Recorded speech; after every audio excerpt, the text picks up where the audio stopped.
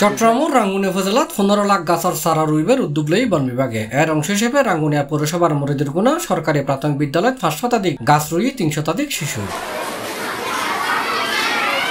জুলাইয়ের 15 তারিখ সোমবার সকালে বিদ্যালয় মাঠে আয়োজিত এই কর্মসূচিত ফলজ, বনজ এবং ভেষজ জাতর গাছ রোয়া হই। শিশুগুলোর পাশাপাশি স্কুলের শিক্ষক এবং অভিভাবক হলো এই কর্মসূচিত অংশ লই। তারা বৃক্ষরোপণ কর্মসূচির সাধুবাদ জানায় এবং দেশের ব্যাকুণরে গাছ লাগাইবার আহ্বান জানায়।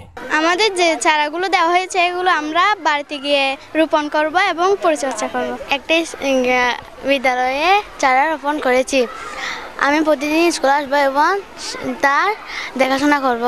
এই উপলক্ষে স্কুল মাঠে আয়োজিত কর্মসূচির সভাপতিত্ব করছে বিদ্যালয় পরিচালনা পর্ষদের সভাপতি বদুল খায়ের লিটন চৌধুরী। প্রধান অতিথি ছিল উপজেলা নির্বাহী কর্মকর্তা মোহাম্মদ রায়হান মেহবুব। অনুষ্ঠানের বিশেষ অতিথি ছিল উপজেলা রাজ্য কর্মকর্তা মোহাম্মদ নাহিদ হাসান, ন্যাশনাল ব্যাংক রোয়াজারহাট শাখার ম্যানেজার আব্দুল কাদের, কর্মকর্তা ওয়াহিদ জামান, বিদ্যালয়ের প্রধান শিক্ষক স্বপন কুমার ঘোষ, পৌর কাউন্সিলর তারাকুল ইসলাম চৌধুরী, দিলু আক্তার, ব্যবসায়ী নেতা রাসেল চৌধুরী, উমর ফারুক চৌধুরী, নাসির উদ্দিন, লোকমান চৌধুরী, নজরুল ইসলাম চৌধুরী, দীপঙ্কর বড়ুয়া, আজিজ ইসলাম সহ আরো বহুত কি হয়।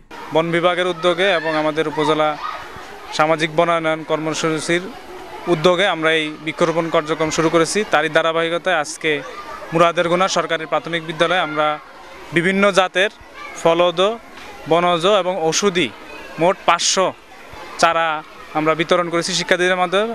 আমরা প্রত্যেক ছাত্রছাত্রীকে আমরা বলে দিয়েছি যে সবাই যেন বাড়িতে নিয়ে গিয়ে নির্দিষ্ট একটা জায়গায় এই গাছগুলো রোপণ করে এবং এই গাছগুলোর যাতে যত্ন করে, তাহলে একদিন এই গাছগুলো বড় হবে এবং ফল দেবে। উল্লেখ্য, চলতি মৌসুম অনুযায়ী রাঙ্গুনিয়া জুড়ে 15 লাখ গাছের চারা রইবের উদ্যোগ নিয়ে হয়।